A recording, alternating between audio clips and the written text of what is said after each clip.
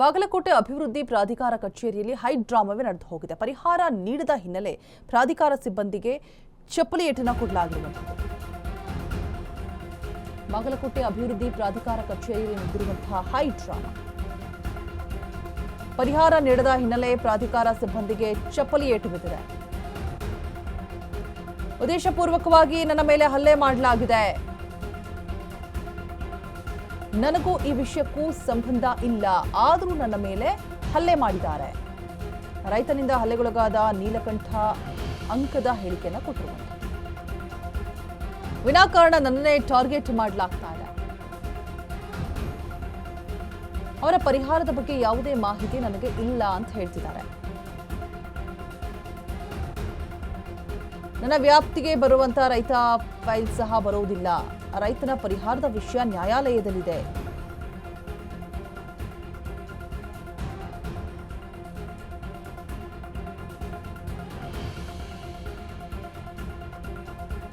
ಅಶ್ವವೇಗ ನ್ಯೂಸ್ನೊಂದಿಗೆ ಮಾಹಿತಿ ಹಂಚಿಕೊಂಡಿರುವಂತಹ ಸಿಬ್ಬಂದಿ, ಬಾಗಲಕೋಟೆ ಅಭಿವೃದ್ಧಿ ಪ್ರಾಧಿಕಾರ ಕಚೇರಿಯಲ್ಲಿ ನಡೆದಿರುವಂತಹ ಹೈ ಡ್ರಾಮಾ. ಪರಿಹಾರ ನೀಡದ ಹಿನ್ನೆಲೆ ಪ್ರಾಧಿಕಾರ ಸಿಬ್ಬಂದಿಗೆ ಚಪ್ಪಲಿ ಏಟು ಬಿದ್ದಿರುವಂಥದ್ದು. ಉದ್ದೇಶಪೂರ್ವಕವಾಗಿ ನನ್ನ ಮೇಲೆ ಹಲ್ಲೆ ಮಾಡಲಾಗಿದೆ ಅಂತ ಹೇಳ್ತಾ ಇದ್ದಾರೆ. ನನಗೂ ಈ ವಿಷಯಕ್ಕೂ ಸಂಬಂಧ ಇಲ್ಲ, ಆದರೂ ನನ್ನ ಮೇಲೆ ಹಲ್ಲೆ. ರೈತನಿಂದ ಹಲ್ಲೆಗೊಳಗಾದಂತಹ ನೀಲಕಂಠ ಅಂಕದ ಹೇಳಿಕೆಯನ್ನು ಕೊಟ್ಟಿರುವಂಥದ್ದು. ವಿನಾಕಾರಣ ನನ್ನನ್ನೇ ಟಾರ್ಗೆಟ್ ಮಾಡಲಾಗಿದೆ. ಅವರ ಪರಿಹಾರದ ಬಗ್ಗೆ ಯಾವುದೇ ಮಾಹಿತಿ ಇಲ್ಲ ಅಂತ ಹೇಳ್ತಿದ್ದಾರೆ. ನನ್ನ ವ್ಯಾಪ್ತಿಗೆ ರೈತನ ಫೈಲ್ ಸಹ ಬರೋದಿಲ್ಲ. ರೈತನ ಪರಿಹಾರದ ವಿಷಯ ನ್ಯಾಯಾಲಯದಲ್ಲಿದೆ.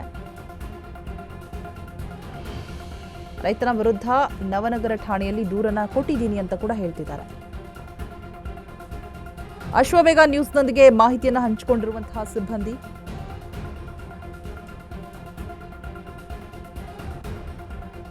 ಬಾಗಲಕೋಟೆ ಅಭಿವೃದ್ಧಿ ಪ್ರಾಧಿಕಾರ ಕಚೇರಿಯಲ್ಲಿ ನಡೆದಿರುವಂತಹ ಹೈ ಡ್ರಾಮಾ ಇದೆಲ್ಲವೂ ಕೂಡ.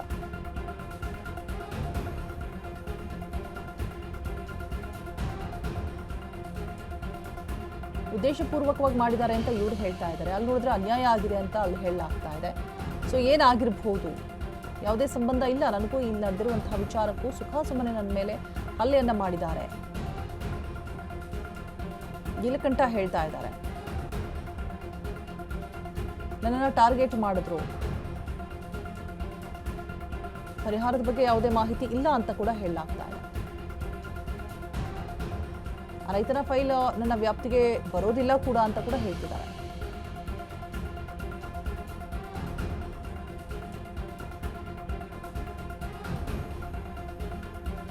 ರೈತನ ವಿರುದ್ಧ ನವನಗರ ಠಾಣೆಯಲ್ಲಿ ದೂರು ಕೂಡ ದಾಖಲಾಗಿರುವಂಥದ್ದು.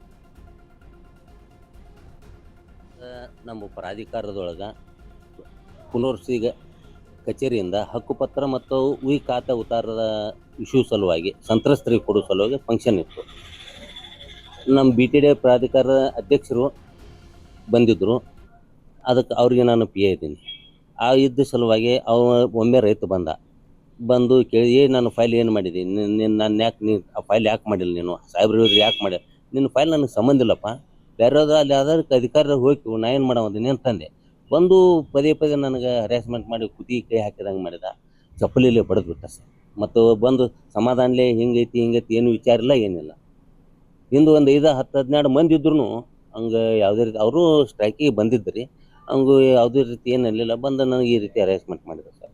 ಆ ಪರಿಹಾರನ ಕೊಡೋದು ಬೇರೆ ಕೇಸ್ ವರ್ಕರ್ನ ಅಲ್ಲ, ಅವ್ರದ್ದು ಡಿಸ್ಪ್ಯೂಟ್ ಇದ್ದ ಸಲುವಾಗಿ ಕೋರ್ಟಿಗೆ ಪರಿಹಾರನ ಕಟ್ಟಿದ್ದಾರೆ ಸರ್.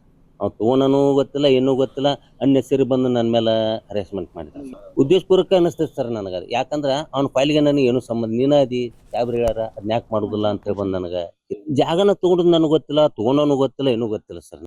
ಈ ಕಂಪ್ಲೇಂಟ್ ಕೊಟ್ಟರು ನನಗೆ ಈ ರೀತಿ ಮಾಡಿದಾನೆ. ಮತ್ತೆಲ್ಲನೂ ಅಧ್ಯಕ್ಷರು ಮತ್ತೆಲ್ಲ ಪುನರ್ವಸತಿ ಅಧಿಕಾರಿಗಳು, ಕಾರ್ಯನಿರ್ವಾಹಕ ಇಂಜಿನಿಯರು, AWಗಳು, ಉಳ್ಕಿದ ಎಲ್ಲ ಸಿಬ್ಬಂದಿಗಳು ಬಂದು ಅವ್ರ ಸಮಯಕ್ಕೆ ನಾವು ಇಲ್ಲಿ ಈ ರೀತಿ ಆಕೈತಿ, ಪದೇ ಈ ರೀತಿ ಆಗೋದ್ರಿಂದ ಪ್ರಾಬ್ಲಮ್ ಆಗ್ತೈತಿ, ಅವ್ನ ಮೇಲೆ ಶಿಸ್ತು ಕ್ರಮ ಕೊಡಂತ ಕೊಟ್ಟಿವಿ ಸರ್. ಇವತ್ತು ನಮ್ಮ ಪ್ರಾಧಿಕಾರದೊಳಗೆ